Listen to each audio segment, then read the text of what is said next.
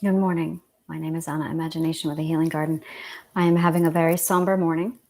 One of my primary reasons for becoming an entrepreneur is because the patriarchal 9 to 5 does not tolerate or allow people with mental illnesses.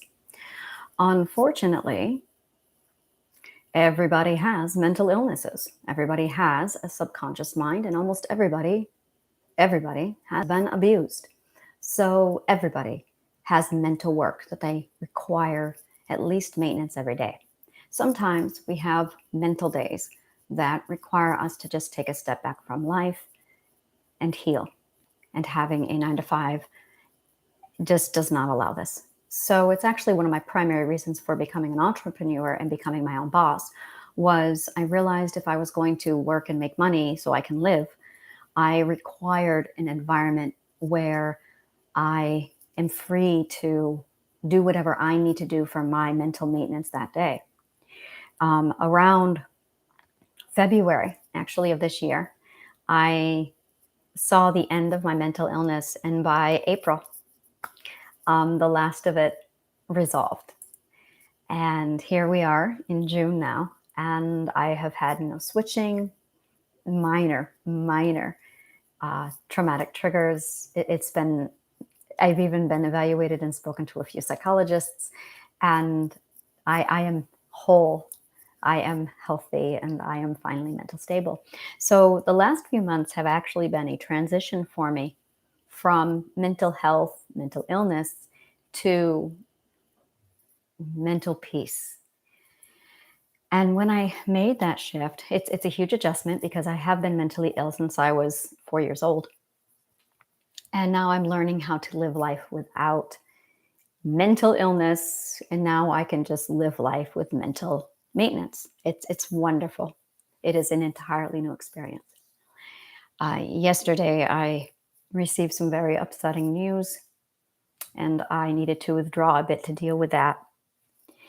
And I'm still in the process of building the garden, and I see definitely the overall direction I want it to go. And I realize there are so many facets to me. Everyone has so many different facets. This is why identity is so difficult to really dig out. It's because we do have so many different parts to ourselves. And there's this idea out there that a person can only be one thing and that you cannot contradict personality. You cannot have one like and interest if you like something else. And that's just not true. We are made up of the sum of our parts. But it's a lot of work to figure out what those parts all are so you can comprehend the whole.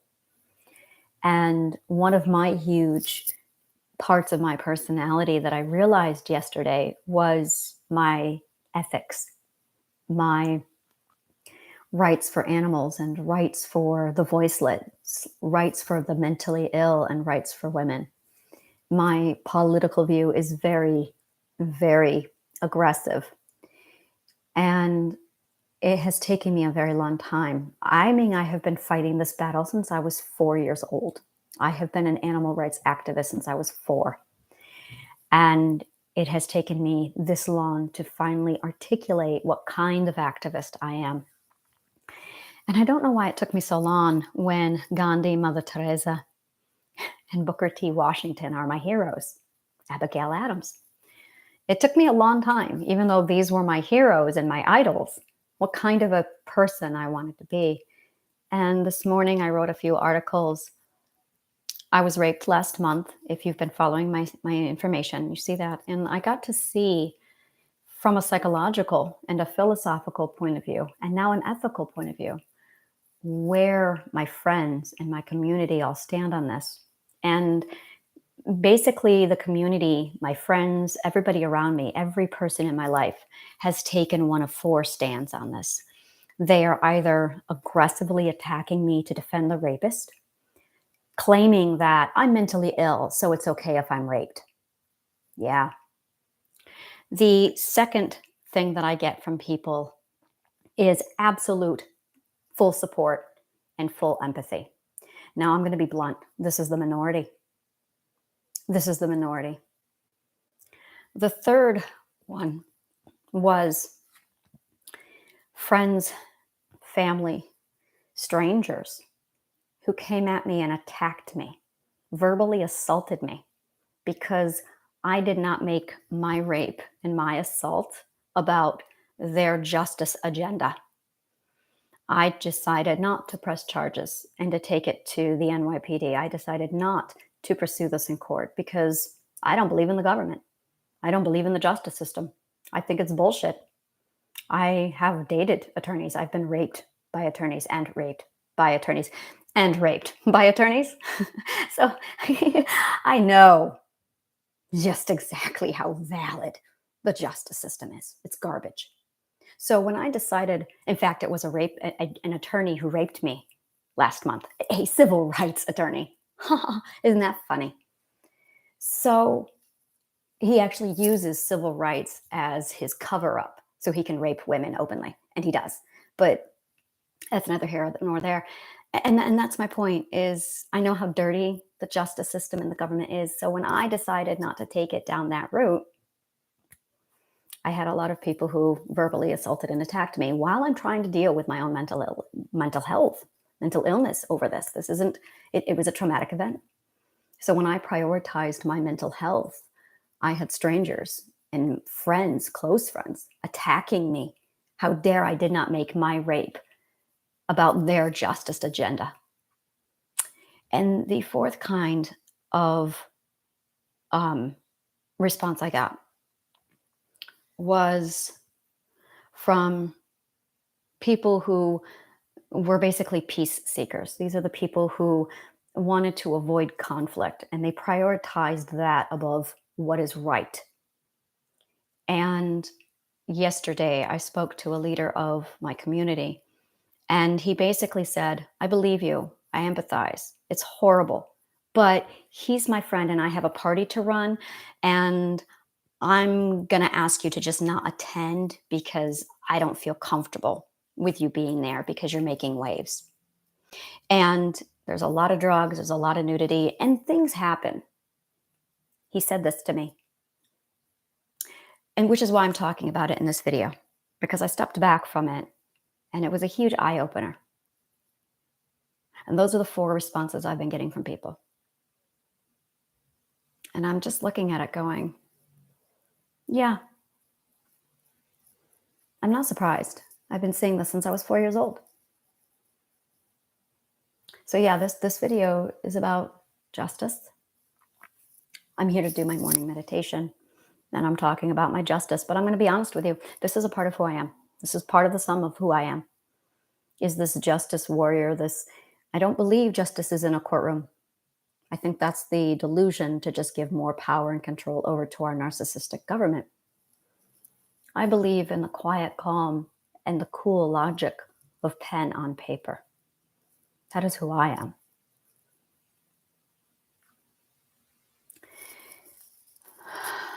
So these are the conflicts inside of me. And I'm having to take each and every one of my friends, evaluate them, judge them, determine where they fall in one of those 4 categories and what my ethical response is going to be for each and every one of them. And it's hard. I had a friendship relationship with somebody and this rape ripped us apart because he values conflict, or I'm sorry, he values avoidance of conflict.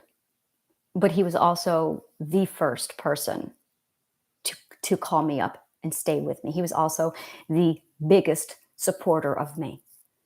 So I'm conflicted and I'm confused. And I get to see just how few people are my friends. And I get to see just how few people are good. So this morning, I'm sitting here going, it's 9:40. I need to meditate because that's what I do. And I'm going, what should I meditate on? I did wake up this morning. I did my body scan and there was no hard weight in my chest. There was no shadow in my chest. And the difference was finally reaching a decision that supported my ethics. I was finally able to take a hold of my ethics and say, I'm sorry, but I don't side with a person. I don't side with my love. I don't side with my boyfriend or my husband. I side with my ethics. God damn it, why didn't I just listen to Stephen Covey? He wrote it in Seven Habits for Highly Effective People. Make sure you have your ethics and be solid with your ethics, because when shit hits the fan, my words, I'm paraphrasing, when shit hits the fan, it's your ethics that you fall back on. I was 15 years old when I read that book, and I immediately set to work and built up my entire ethical foundation, which was not hard because I was the 4-year-old screaming for animal rights, and I was the 8 years old screaming for animal rights. So my ethics were really fucking solid by the time I was 4 years old, because I have seen great injustice. But there's two kinds of justice. There is a person's ethical justice, what we stand for, what we support, who we decide to let in our lives, and who we decide is just not ethical enough to cut it. And then there's people who fight that justice using legal systems and governments and courts of law. But that's too dirty and contaminated, because I know what a lawyer really is. A lawyer is somebody who has mastered the art of verbal manipulation using logic and formal argument. So they have the ability to simply use words to manipulate and gaslight your perspective. And their goal is only to manipulate and guide to get to a certain perspective. They have no intent of upholding law and justice. A lawyer actually has nothing to do with ethics. They are not about what is right and what is wrong. They are about making sure people get a fair trial, which is good when you have a governmental system. But too many attorneys witnessed it, experienced it, sing it, know it.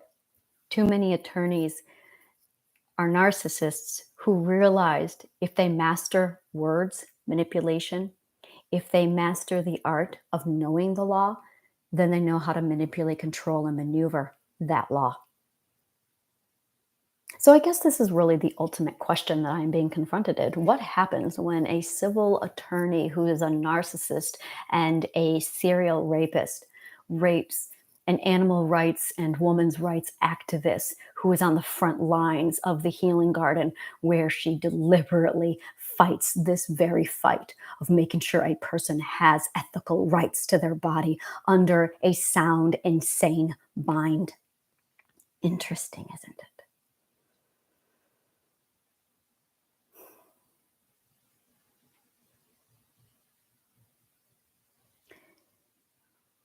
I can't apologize for the amount of time that I talk on my rape lately. This is about trauma. This is about trauma healing. It has its ups and downs. This is mental maintenance. This is what it looks like. Too many women are raped. Too many women are sexually assaulted. And too many men and too many people sweep it under the rug and ignore it, because they don't want to look at this really big fucking problem. Because the ultimate question is, how the fuck do you fix it? I have the answer. I know how to fix it. You educate the women. Because you can't educate the men and the abusers. You don't reason with narcissists. That's stupid. Point. I've been there, done that. You cannot argue with narcissists. So the only other thing you can do is turn their victims, turn their targets into educated, aware women who are no longer weak and vulnerable. So that's who I target. I target women. I say, if you are frequently assaulted, if you are frequently a victim, if you have ever been, yeah, I'm going to be infusing a lot of pro-women programs to educate women how to, yeah, I'm doing it. I guess that's my point here. I'm not going to be doing a meditation. Maybe I am. I don't know. I don't know. I will consistently show up every day to talk to you, but I cannot promise the topics will be consistent because I have too much of me inside of me. I could be having a mental day. I could be having I got to fight for justice and protect women day. I could be having I'm really struggling with my life today, and let's talk about that. And I have a mental process that I put myself through every time I comb through problems and issues. So,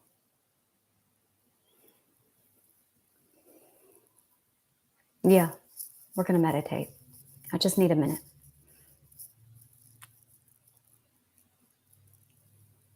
I think we'll just do some free form for now. Breathe in, breathe out.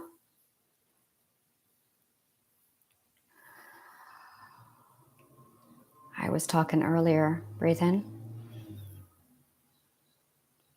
breathe out. About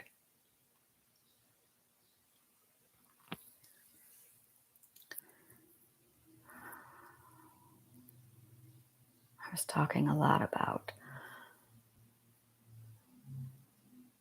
a lot of different things this morning about perspective and in, out. And that's really what I'm doing here is I'm building the garden, and I've got this idea. I've got lots of ideas. And my first thought was that I needed one business for every idea, and that's not going to work for me because I have too many ideas. So I decided to build the garden and just put all of my ideas into the garden. I can have a garden and have multiple little gardens throughout my garden. So I do. I have multiple different gardens. And I think I just found a fourth one. My women's rights feminist pillar of my garden. In through your nose, out through your mouth. And the majority, I am huge on believing in taking down the patriarchy. And I am huge on not a matriarchy, but a balance between the two. I believe in the strength, the beauty, and the power of an educated woman. I believe that when a woman is educated, because she has a vulnerability physically that a man is not born with in most cases, this gives her an appreciation for a different type of power. There are people, not men, not women, people who have physical power, physical voice, physical strength, physical energy that trumps other people. And they really struggle understanding what it's like to have power when you're that lacking in physical size, weight. I am a white woman who weighs 95 pounds, and I am 4'11". I have a big energy about me. Big energy. And I have a big voice. So I have learned at 95 pounds, 4'11", how to be this powerhouse that has no problems taking on men, taking on people who are bigger than me, louder than me, stronger than me. I've done karate and I literally have thrown men. It was too violent for me. And when I learned that violence was not going to be my path, I had to learn how to make my power shine in different avenues. Yeah, so this is me officially saying, oh, I'm a feminist, but I am not loud and angry. No, no, I am not. I am calm, quiet, gentle, with a very powerful mind behind my pen. And I know how to articulate and dance with words. So it is my goal to empower women who need it, to give you your voice. This is my ethic. This is my political and ethical agenda. That we have rights, that just because we are small or weak or not strong, just because we are tiny or petite or delicate, does not mean we do not have our own power. Every now and then, I reach a conclusion that is so profound that it's like I'm looking in the mirror for the first time and seeing a part of me that I have been looking for all my life. And I feel like I'm meeting that part of me for the first time. And that moment is right now, where I just realized, oh, this is who I was trying to become. A pacifist with a pen, with extraordinary ideas. And there are times I will be quiet, and there are times I am going to be loud, and there are times I'm going to get up on my soapbox. I have so many soapboxes. I cannot wait to show you all of my soapboxes. Tomorrow, we're going to talk about Hoover Dam. Oh, yes, I am. Oh, my soapboxes. I'm excited. I'm excited. Oh, Hoover Dam. Hoover Dam. Oh, I'm excited. All right. Yeah. So there's going to be times I'm going to pull out the soapboxes and I'm going to preach and I'm going to pump you up and I'm going to motivate you. And there's going to be other times where I sit down and I say, okay, it's time to be calm and we're going to be quiet. There's going to be times where I sit you down and say, we need to talk one-on-one, face-to-face. My goal is to lead you into the depths of your subconscious mind, unite you with your voice and with your identity, and light that on fire, fuel it with my motivation, with my story, with who I am.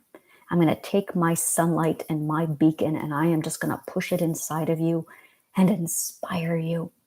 And some people need gentle, quiet inspiration. And some people need written word that's spellbinding. I can do that too. And then some people need a pep talk. I can do that too. This is who I am. I am all the things. And I'm learning that about myself. So while I'm at this knowing and my belonging and my authenticity, while I am taking back and claiming and settling into my authority, I am also healing, maintaining my mental health, learning more about my ethics and who I am, really familiarizing myself with who I am and where I belong, and trusting that the universe is going to just provide me with the right people in my life at the right time. And I am very diverse, but I am not violent. I am not violent. I don't believe in the government. I don't believe in government-funded programs because I've been through them all. And I have seen how difficult they are for people with mental illnesses. I advocate for the mentally ill. I advocate for the abused.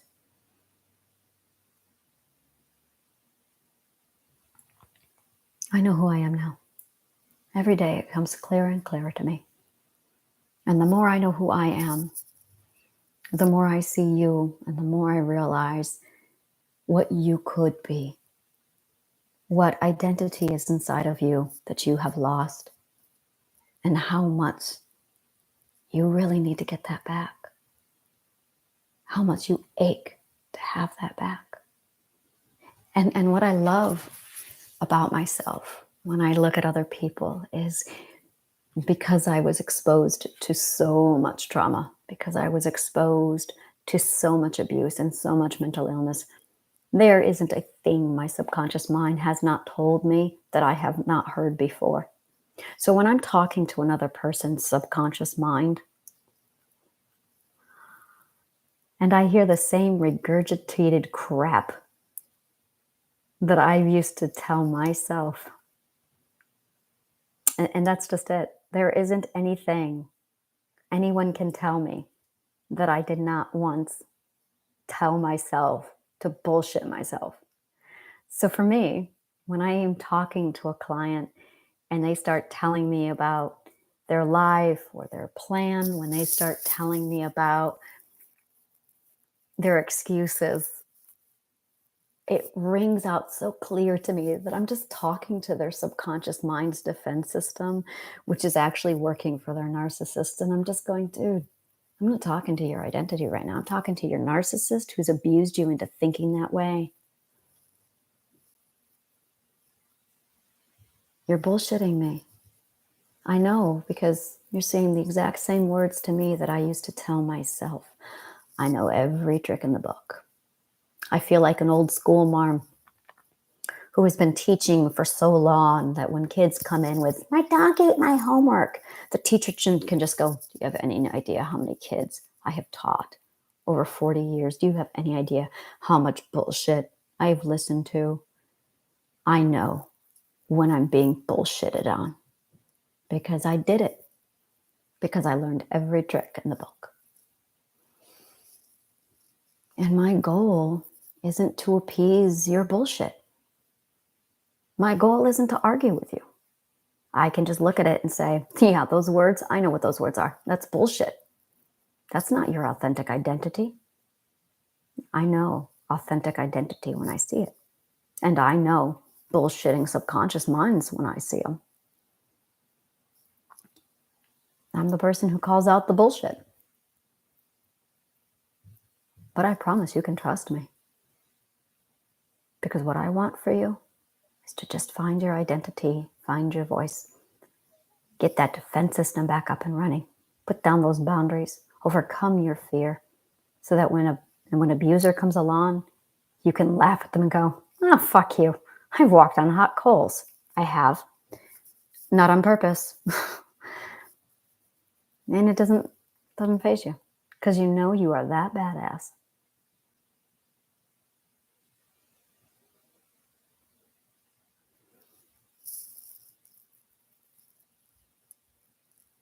My life is calming down.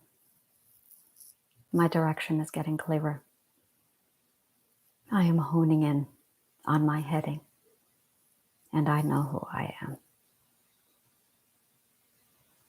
And I have found my peace and my purpose.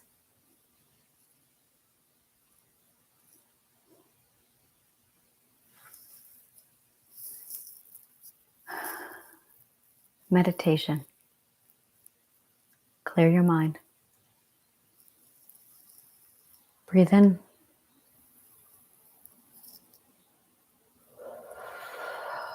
Breathe out. Breathe in. Breathe out. We will get into disciplining the mind later. Right now, we're going to start with just some basic breath work. In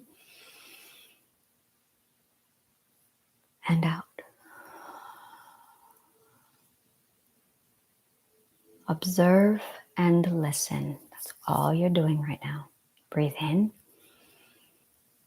Let your subconscious mind wander around like he does. Breathe out.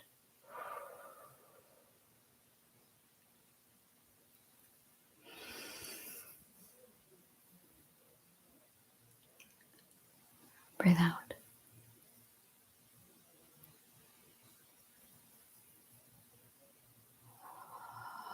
I love love combining mantra. We're going to do that in a moment. Breathe in. Breathe out. And the mantra for today is going to be, I am safe. I am safe. Breathe in. Breathe out.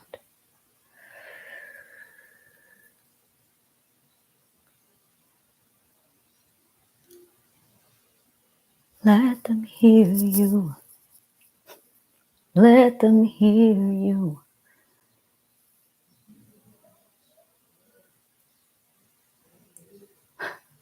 It's a song from Ragtime, sung by Booker T. Washington. Let them hear you.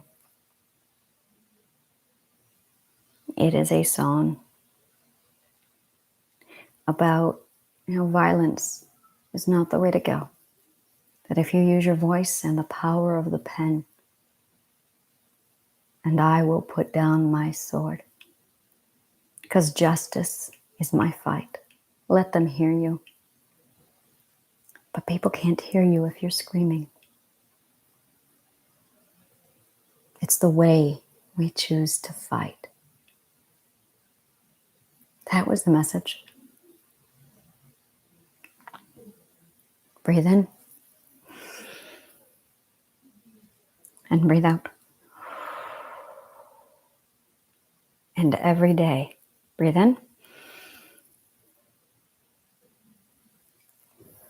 Breathe out.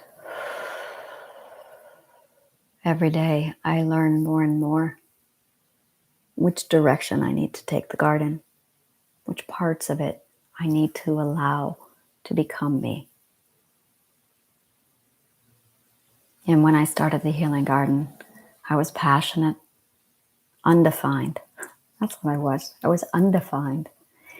And the more I get down to these last few days, the last 7 days have been nothing but just me defining myself. And the more I define myself, the more I realize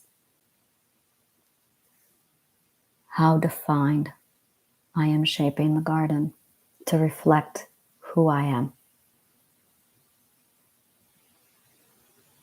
So yeah, I am going to be creating a 4th pillar where I talk about my feminist rights. I empower women. That's going to be my goddess training. I have decided goddess training is 100% my feminist rights and me taking the fight for women, to women, empowering the targets of abusers and narcissists so you no longer are abused. I'm going to have a flip side to this with goddess training because there are very good men out there who have no idea what's wrong with their wife. And men are ignorant. This is a conversation I recently had with my partner where I sat down with him and I said, you have no idea what women are being subjected to at these events. You have no idea. He said to me, why are you on the dating apps? You need to get off the dating apps and you need to meet people organically. And one day I said to him, meeting people organically subjects me to being roofied. And that particular day, we were at a party with a few friends. We were at like a little dinner. And the women started explaining how many of them had been roofied. 5 of them. And I looked at my partner and I said, and you think online dating is dangerous? And he just went, I had no idea. I said, no one ever slipped me a roofie online. Online, I can tell a man no and I know he's not going to hit me. Online, I know a man's not going to grab my ass. Online, I don't have to watch my drink.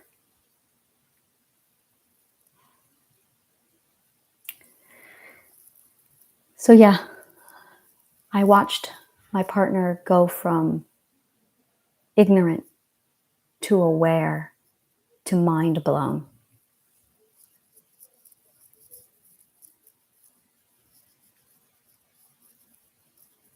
And that's just it.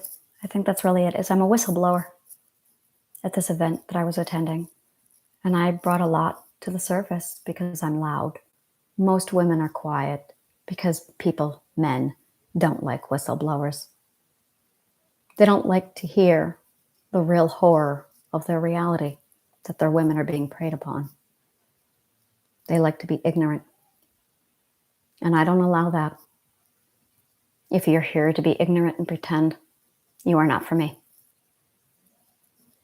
I don't play that way, because that is where abuse thrives. Because when you choose to be ignorant and naive, you lay a breeding ground for predators. I know.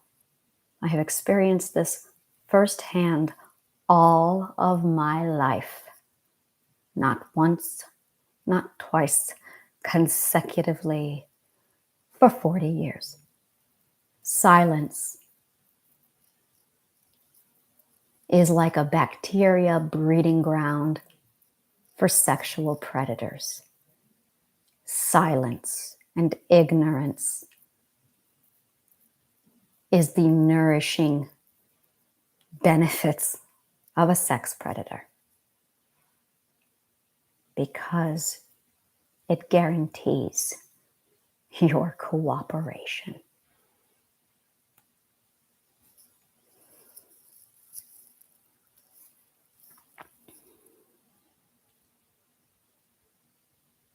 Goddess training. When I started this video, I had it all on meditation for beginners, and I decided, no, this is going to be goddess training, and I'm going to switch it over. So I don't know if I have it in my heart this morning, and it is Sunday, so I feel no real inclined requirement to. I need a day to be inside of me. I need to just crawl into my heart, and I need to withdraw and be with myself for a while. I will be back tomorrow. I have more thinking and growing to do.